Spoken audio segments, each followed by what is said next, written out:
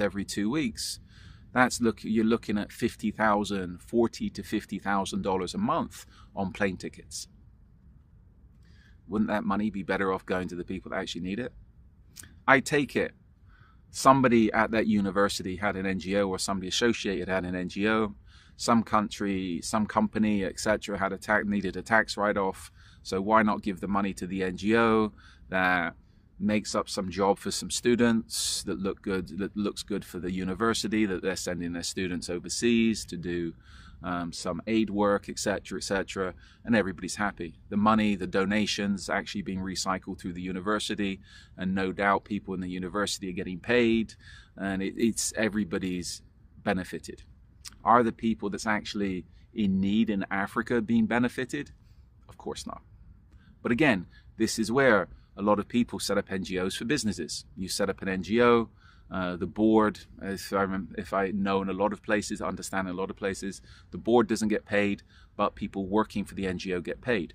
So the money goes to their brothers, sisters, uncles, cousins, friends who supply services to the NGOs and get paid, usually paid over market value for the services that they're providing. Again, United Nations, wherever the United Nations go, they tend to fuck things up, to put it politely.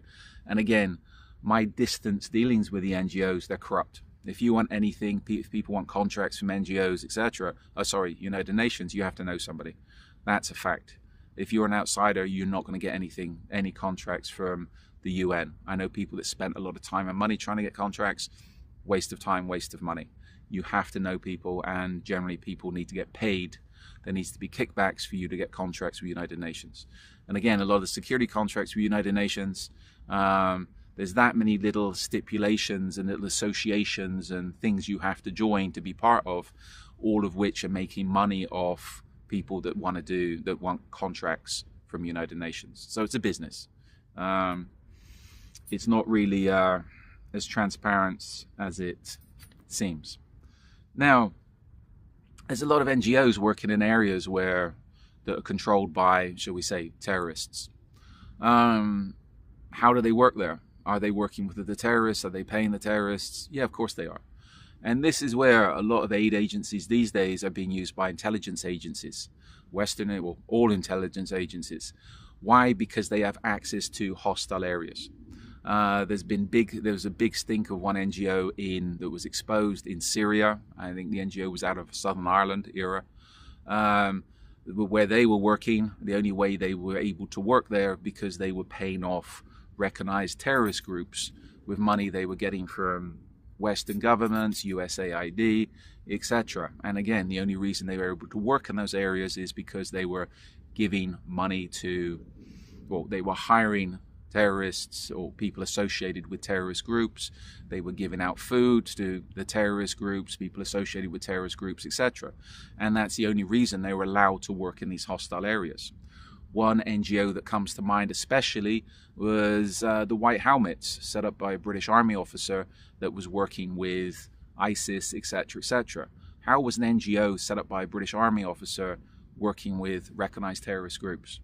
Because they were doing them favors, because they were paying people off, because in a lot of ways it was a two-way system where they're assisting the terrorists, and again, no doubt the terrorists are shipping back information through to interested people within Western governments.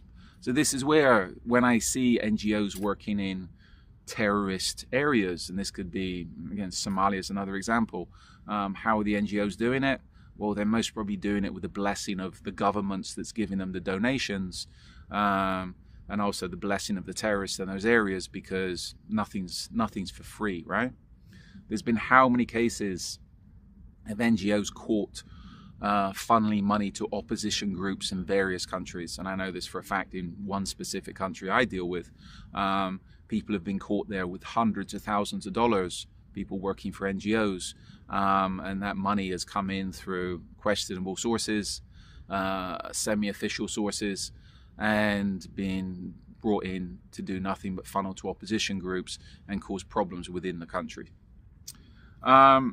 So this is where I'm always very wary of a lot of NGOs for that, not just the corruption perspective, but who are they actually working for perspective. Now, you look where a lot of these NGOs are based. A lot of them are based out of Geneva. And Geneva is an expensive city. I don't particularly like the place. I've spent time there. It's not a city that I like. But again, it's a very, very expensive place to live, work, etc. I say to people, it's like I think everything in Geneva is double the price it is in the Western Europe at least. I remember visitors. I remember years ago, and again, I've dealt with NGOs quite a little bit, and some of the people I was dealing with was on about setting up an NGO.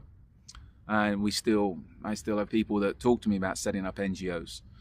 And I met with one person. We had a meeting was scheduled with people that knew people in one European city.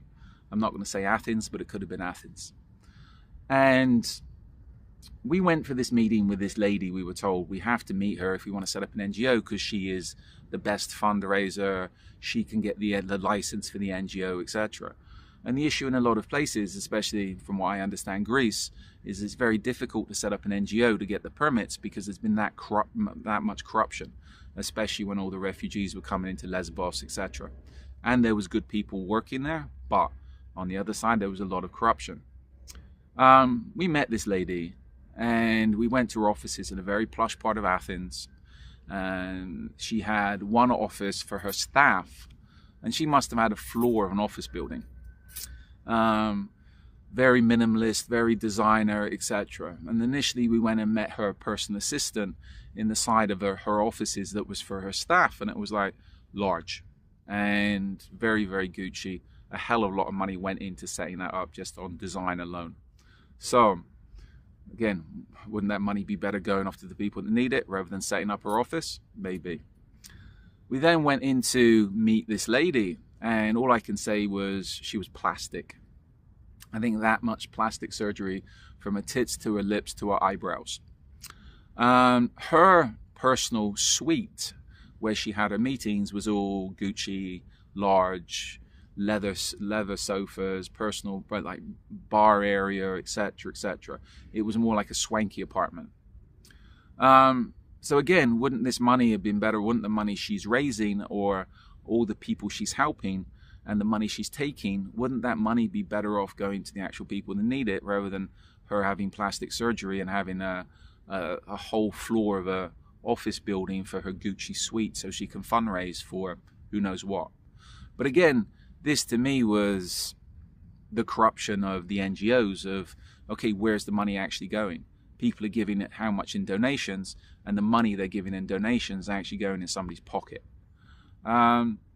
So this is where, as I said, there's a lot of people that's doing a lot of good work for NGOs. The frontline people I know are going out and working in difficult situations, putting up with a lot of BS, putting themselves in personal risk, not just from physical assault, rape, but also from disease, etc., etc.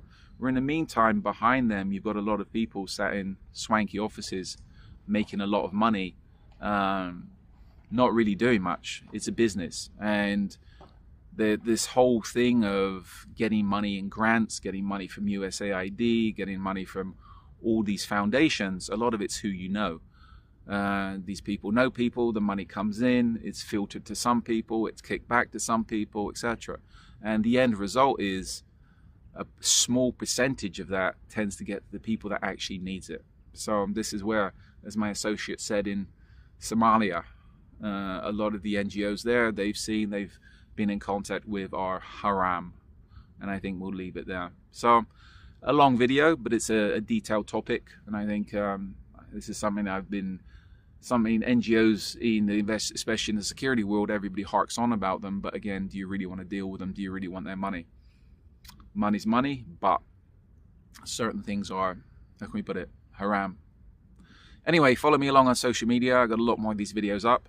I've got an array of books up on Amazon that talk about various aspects of the close protection, investigations, business, crime fiction, life skills, etc., etc. So check out my books. Check out our blog, Truth Only Has a Few Friends, which is also now combined with the Risk Incorporated blog, www.riskinc.com. We're back doing the courses. We've been off doing the training courses for a while because we've been busy the last few years providing services. But we're getting back into the swing of things with the social media and everything else. We're up on the main platforms. If you look, you can find us. We're up on, we even have a TikTok account we don't use very much because it's TikTok. But we're up on Instagram, YouTube, and I've even just sorted out, reset up a Facebook account which is under my name, Orlando Andy Wilson, rather than the business names, because we had too many issues with Facebook in the past. So follow us along on social media. Any questions, feel free to reach out. And if you need services, if you're serious, again, reach out to us. And we're happy to have a conversation. Likewise with training, reach out to us. We're happy to have a conversation. If you think we can get along after the conversation, then we can talk business. In the meantime, be good, stay safe, stay out of trouble. And as I said, always question things, especially don't believe everything you read on the internet, and don't believe everything an NGO tells you it's doing or going to do.